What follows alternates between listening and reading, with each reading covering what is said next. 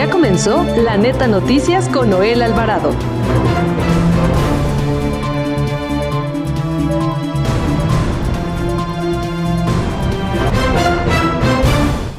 Los cárteles de la droga están sintetizando en México la mayoría de los precursores químicos del fentanilo que llegan desde China. El Departamento del Tesoro de Estados Unidos anunció nuevas medidas para combatir a los cárteles de drogas en México. El Tesoro de Estados Unidos impuso sanciones contra 15 personas adicionales y 2 empresas en México asociadas con la organización del crimen organizado de los Beltrán Leiva. El presidente del Consejo Coordinador Empresarial, Francisco Cervantes Díaz, consideró que de momento no es viable reducir la jornada laboral en México de 48 a 40 horas. La Suprema Corte de Justicia de la Nación aceptó revisar la impugnación que interpuso la Fiscalía General de la República sobre la sentencia que ordenó liberar a Mario Aburto Martínez, acusado de ser el único responsable de matar en 1994 al candidato presidencial del PRI, Luis Donaldo Colosio.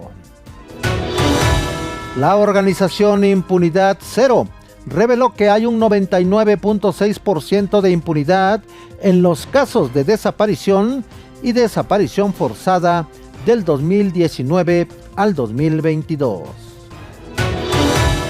Los recientes resultados de prueba PISA 2022 confirman la incapacidad de las autoridades educativas ante los retos que enfrenta México.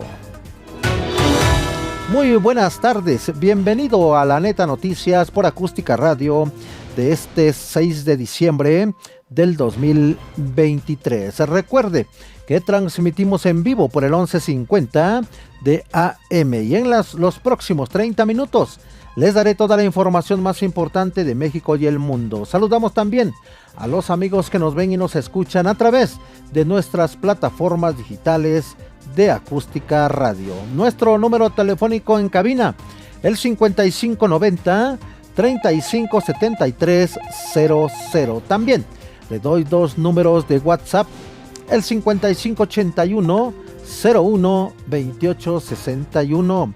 También el 5561-98-88-21. Repito, los 2 números de WhatsApp, el 5581-01-2861 y el 5561-98-88-21. Como todos los días, los saluda su amigo Noel Alvarado.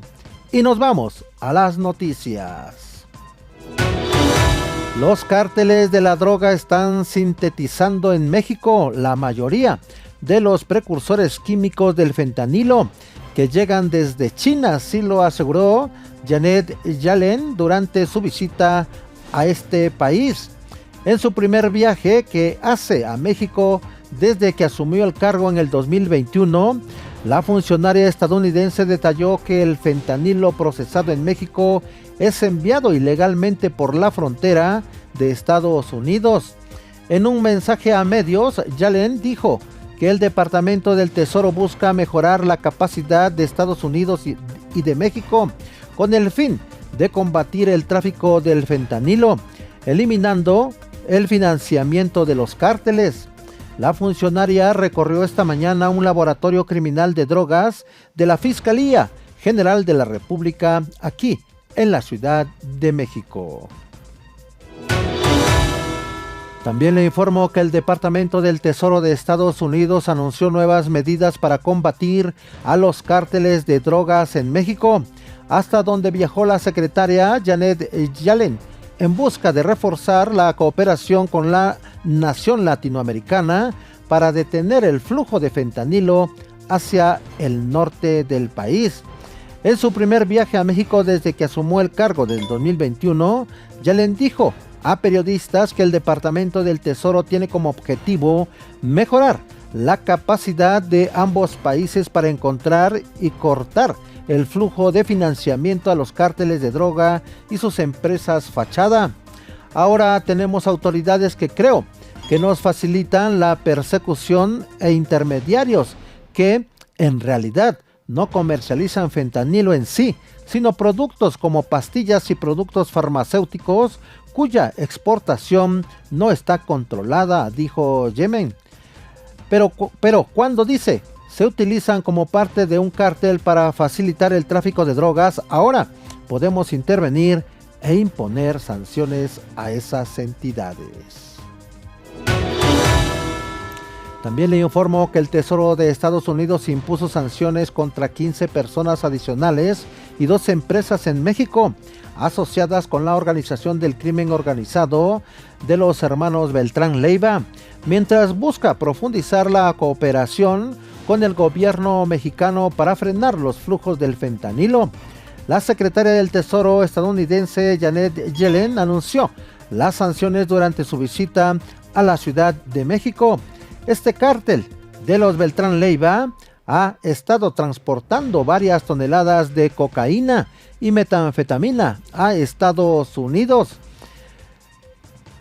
Durante décadas, dijo Yellen, ahora también produce y transforma fentanilo, señaló, y añadió que esta y otras sanciones ayudarán a socavar el suministro y el transporte ilícito del fentanilo. El alto comisionado de la Organización de las Naciones Unidas para los Derechos Humanos, Volker Turk, reconoció hoy los progresos sociales que se han registrado en los últimos años en México, pero también enfatizó que se debe avanzar en la solución de la crisis de desapariciones forzadas en la que México se encuentra inmerso.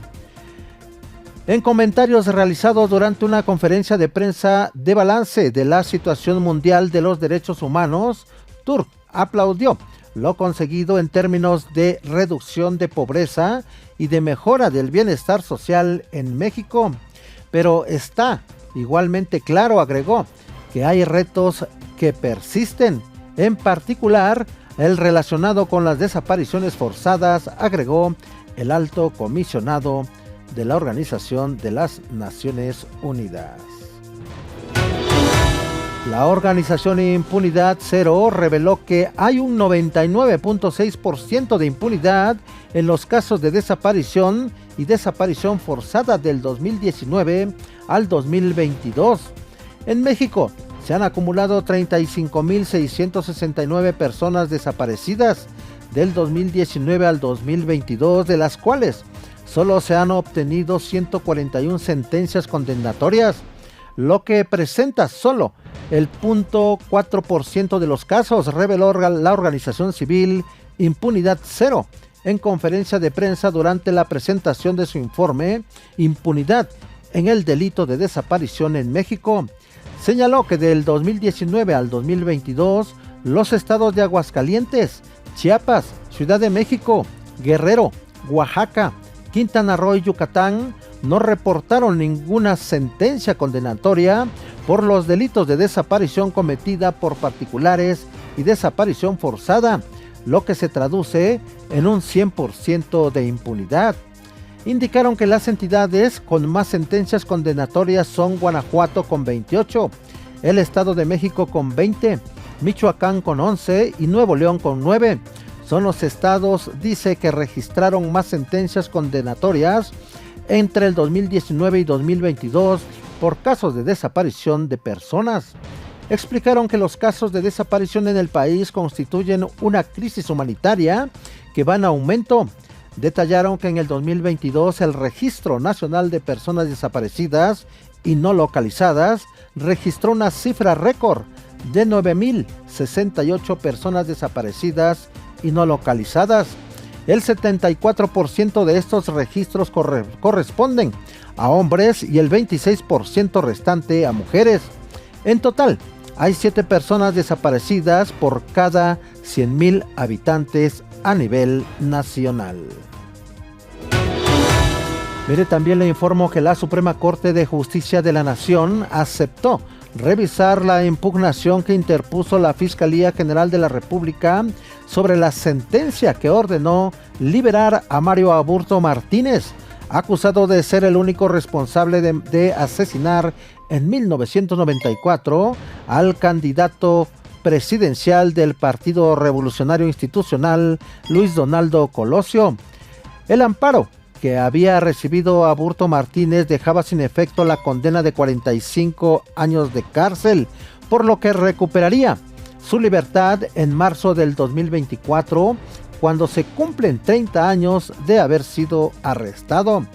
Desde octubre, la Fiscalía General de la República solicitó a la Corte revisar el caso, pero hasta hoy el expediente le fue turnado al ministro José María Pardo Rebolledo para su análisis. Sin embargo, los ministros de la primera sala podrán resolverlo hasta el próximo año, debido al periodo vacacional.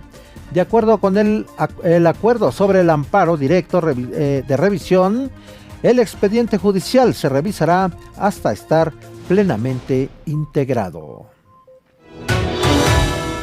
También le informo que el presidente del Consejo Coordinador Empresarial, Francisco Cervantes Díaz, consideró que de momento no es viable reducir la jornada laboral en México de 48 a 40 horas como se está planteando en el Congreso Federal, pues el país perdería atractivo en materia de inversiones.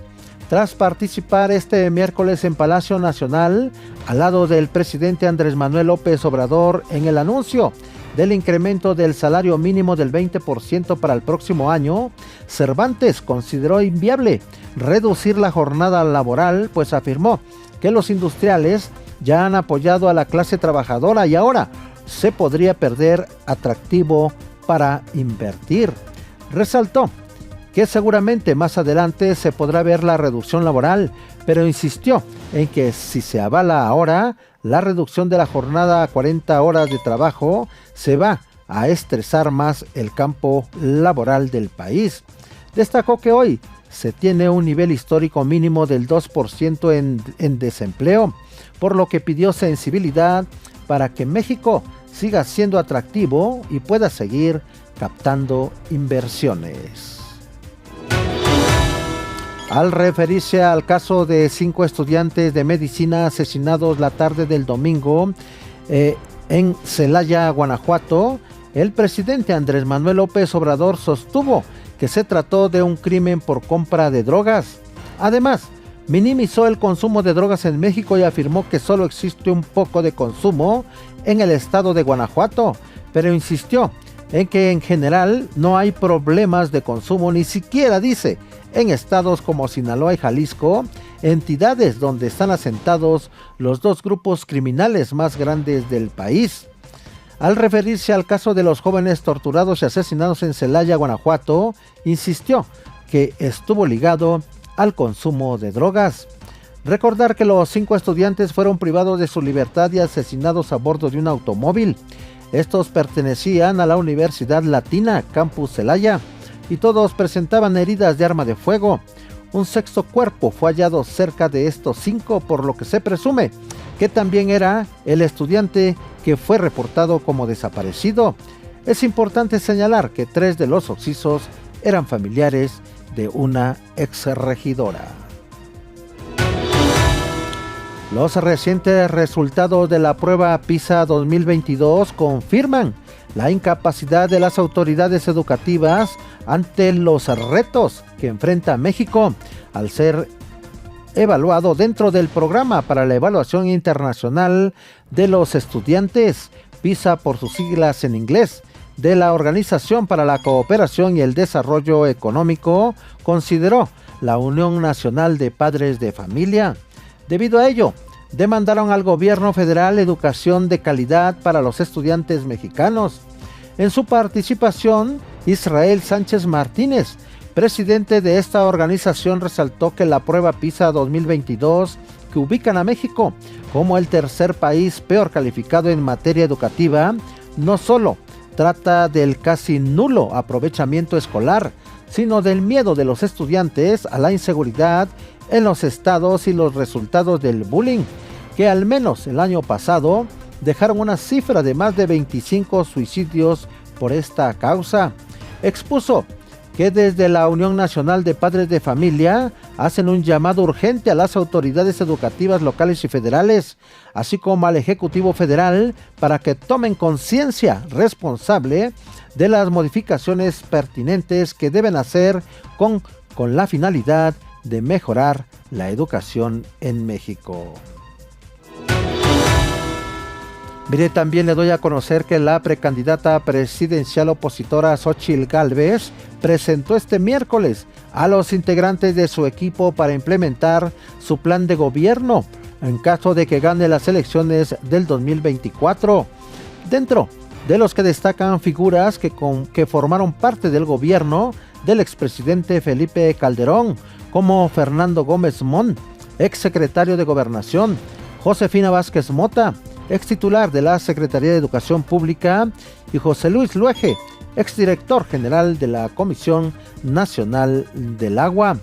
La hidalguense dijo durante la presentación de su equipo para su plan de gobierno que se trata de un equipo que combina la experiencia y la juventud, un equipo con la capacidad profesional, nada de improvisados. Aquí no hay floreros, aquí sí valoramos al que emprende, dijo Xóchitl Gálvez. Añadió que le exige a su equipo 100% de honestidad y de capacidad, mientras subrayó que va a cambiar la estrategia de salud nacional que implementó el actual presidente Andrés Manuel López Obrador y que calificó como una estrategia fallida. La precandidata también aprovechó para atacar a su contrincante, la oficialista Claudia Sheinbaum, y dijo que la continuidad del actual gobierno significa claudicar. Y mire, sobre temas de precampaña, escuchemos el comentario de Julio Tapia. Muy buenas tardes, Noel Alvarado. En esta época de precampañas y de precandidatos que se dejan ver, tocar, sacar la foto, incluso que van a su casa, le ceden tiempo para escucharlo, le ofrecen acabar con la delincuencia, le ofrecen empleo y servicios que jamás podrán cumplir, una despensa, bajarle la luna, el sol y las estrellas a cambio de su voto. Le recomiendo sea exigente con usted al momento de elegir a su candidato, tomando en cuenta si su entorno ha sido de prosperidad o bien las cosas sigan como de costumbre. O peor, tome en cuenta la preparación de su candidato y la actividad que ha desarrollado en su región, incluso si éste ha trabajado en administraciones pasadas y dejado obras y servicios en favor de la comunidad. Ayer escuchaba a Claudia Sheinbaum, precandidata presidencial de la coalición Sigamos Haciendo Historia, que va por la construcción de universidades en la Sierra de Guerrero para que ningún joven tenga que emigrar para ir a la escuela. Porque la responsabilidad del Estado es que los jóvenes tengan acceso a la educación, tengan acceso al deporte, a la cultura, acceso al internet para que estos puedan ser ingenieros, abogados, escritores y que no tengan que emigrar para poder estudiar. Incluso criticó que los tecnológicos tengan cuotas, ya que dijo que toda la educación media superior y superior debe ser gratuita. Al respecto, esta es una de las mejores propuestas que he escuchado, pues los gobiernos que invierten en su educación apuestan a un mejor país. Sin embargo, durante esta administración federal, Guerrero y otros estados de la República han tenido que sucumbir ante la delincuencia. Por lo que resta de la administración, es obvio que no pasará nada. Así más desplazados, más autodefensas, más narcotráfico, desaparecidos, extorsiones, secuestros, más activistas civiles, periodistas asesinados. Pero bueno, hay quienes tienen otros números y gobiernan un México que no existe. Por cierto, en ningún trabajo, a ningún servidor público, incluso en el sector privado, les dan el día para que los maestros, el último viernes de cada mes, no realicen sus actividades justificando que hay reuniones de consejo. En fin, así nuestra educación. Soy Julio César Tapia y me puedes seguir en Despacho Jurídico Tapia y Asociados, así como al teléfono 55 64 51 30 80.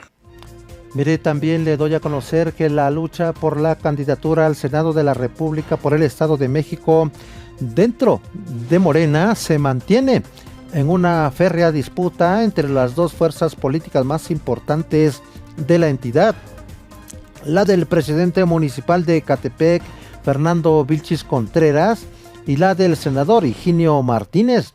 Fuentes al interior del partido Guinda señalan que las últimas encuestas confirman que se mantiene la misma ventaja que obtuvo el alcalde de Ecatepec sobre el senador en el proceso interno para designar candidato a la gubernatura en el estado en el 2022. Sin embargo, Martínez Miranda, quien recientemente dejó su cargo de jefe de gabinete en el nuevo gobierno estatal para regresar al Senado de la República, haría todo lo posible, pero por no dejar pasar al edil de Ecatepec. Hay que recordar que diputados y líderes partidistas afines al grupo de acción política que lidera Higinio Martínez han desatado una ofensiva política y mediática intentando desacreditar a Vilchis Contreras para intentar marginarlo de la contienda por el Senado. Entre los operadores del actual senador se cree que Fernando Vilchis es el único obstáculo que deben liberar para asumir el control político absoluto de la entidad, por lo cual han intensificado los ataques en contra del alcalde de Ecatepec en las semanas previas a que se defina la candidatura.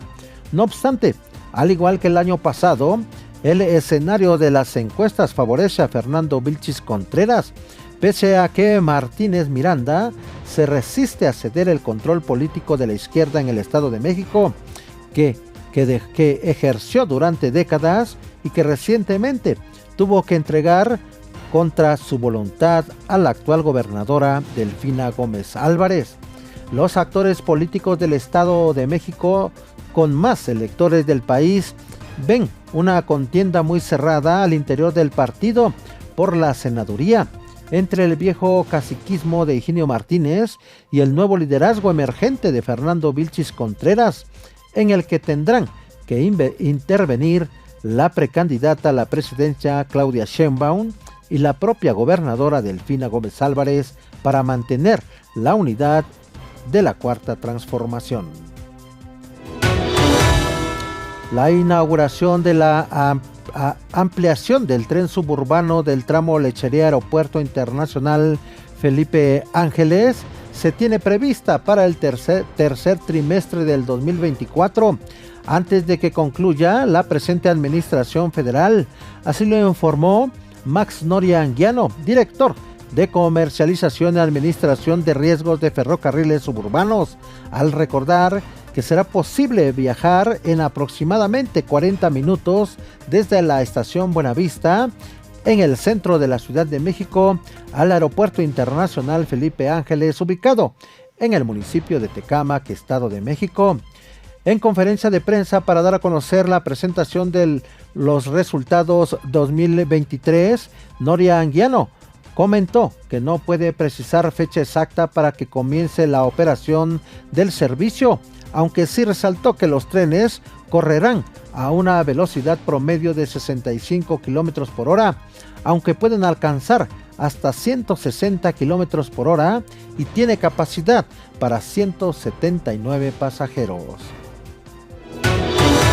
A partir del próximo 4 de diciembre y hasta el 8 del mismo mes, los habitantes del Estado de México que deseen recibir apoyos para sus hogares deberán registrarse en el programa Apoyos a la Vivienda, con el cual regalarán tinacos, cemento o calentadores solares, anunció el gobierno de Delfina Gómez Álvarez.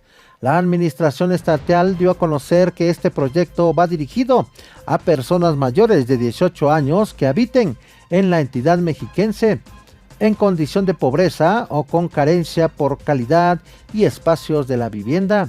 Será a través del Instituto Mexiquense de la Vivienda Social donde se lleven a cabo las solicitudes de registro.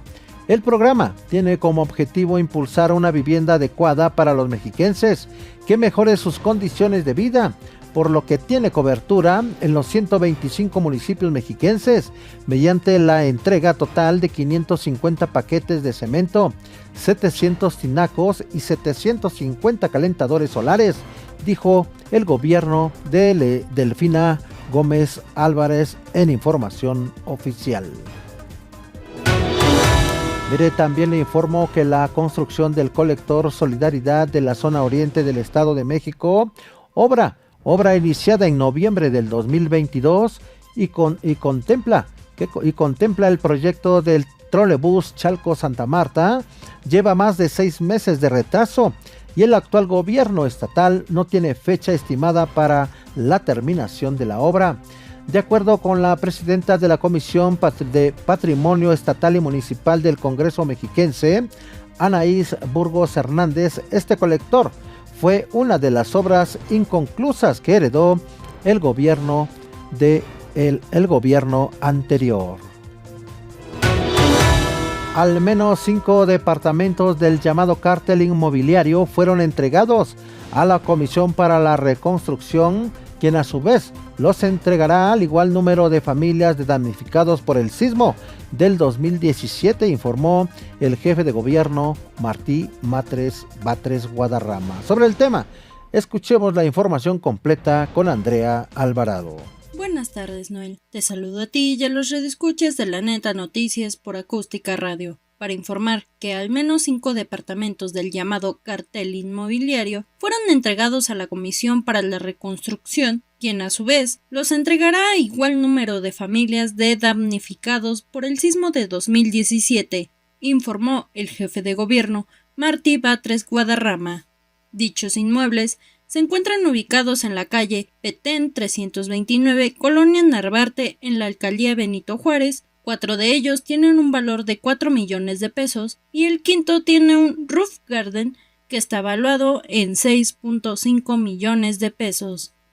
El jefe de gobierno de la Ciudad de México, Martí Batres Guadarrama, dijo lo siguiente: forma parte de los inmuebles que han estado entregando los exfuncionarios de la alcaldía Benito Juárez, que reconocieron su culpabilidad en los hechos de corrupción del llamado cartel inmobiliario de Benito Juárez. Estos 5 departamentos, junto con otros inmuebles por un valor de más de 80 millones de pesos, han sido entregados a la Fiscalía General de Justicia como parte del proceso de reparación del daño por estos hechos de corrupción.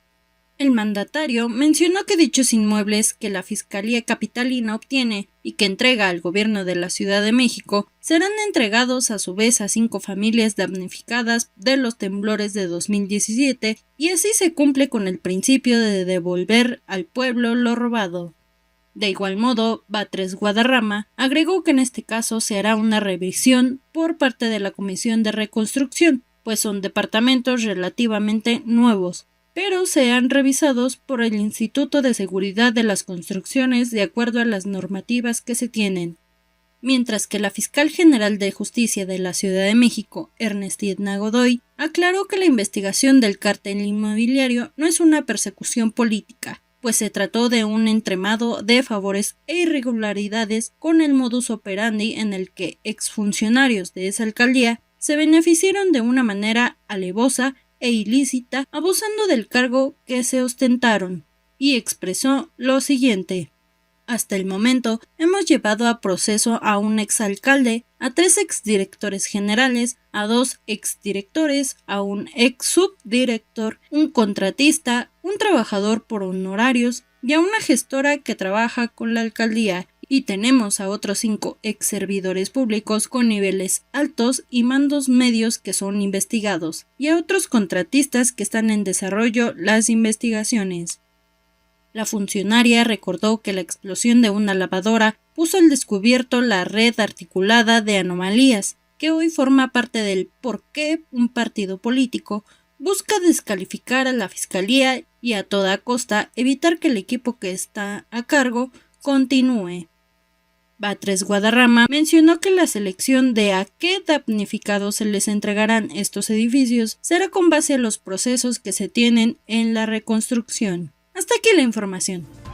Y mire, también le doy a conocer que la actriz Consuelo Duval fue víctima de fraude con un audio creado presuntamente con inteligencia artificial y mediante el modus operandi de la patrona, que es cuando un delincuente se hace pasar por su patrón para que les depositen dinero haciéndose creer que tienen una emergencia.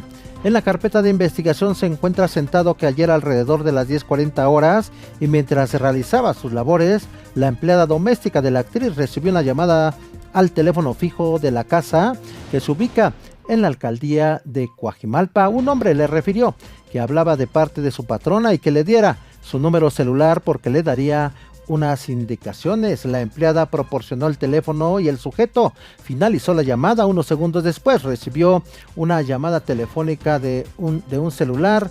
Al contestar escuchó la voz de la actriz. Después el individuo que le marcó en primera instancia le dijo que fuera al closet y que sacara joyas y dinero. El hombre le indicó que le mandaría un taxi por aplicación para que le enviara las alhajas y el efectivo a su patrona porque tenía una emergencia. Esta acción la realizó en 2 ocasiones la empleada, la cual se encuentra detenida. Y por último, le informo que el analista Alfredo Jalif fue detenido por solicitud de la Fiscalía de Nuevo León. El año pasado, Tatiana Cloutier, quien formó parte del gabinete de Andrés Manuel López Obrador, ratificó la denuncia en contra de Alfredo Jalif y de quienes resulten responsables por el delito de difamación y violación política. Con relación a la orden de aprehensión cumplimentada, el analista Alfredo, la Fiscalía General de Justicia de la Ciudad de México precisa que dicho mandamiento judicial fue solicitado y girado en el estado de Nuevo León por una denuncia presentada en esa entidad. La participación, dice, de nuestra institución solamente fue la solicitud de la Fiscalía General de Justicia de Nuevo León como parte del protocolo de la colaboración interinstitucional. Es absolutamente falso, dice la Fiscalía Capitalina, que la Fiscalía General de Justicia de la Ciudad de México haya solicitado su detención para coartar su libertad de expresión. Amigas y amigos, hasta aquí La Neta Noticias. Recuerde que mañana jueves tenemos una cita a las 17 horas por el 1150 de AM. Continúe con la programación de Acústica Radio. Se despide su amigo Noel Alvarado. Nos saludamos y nos escuchamos mañana.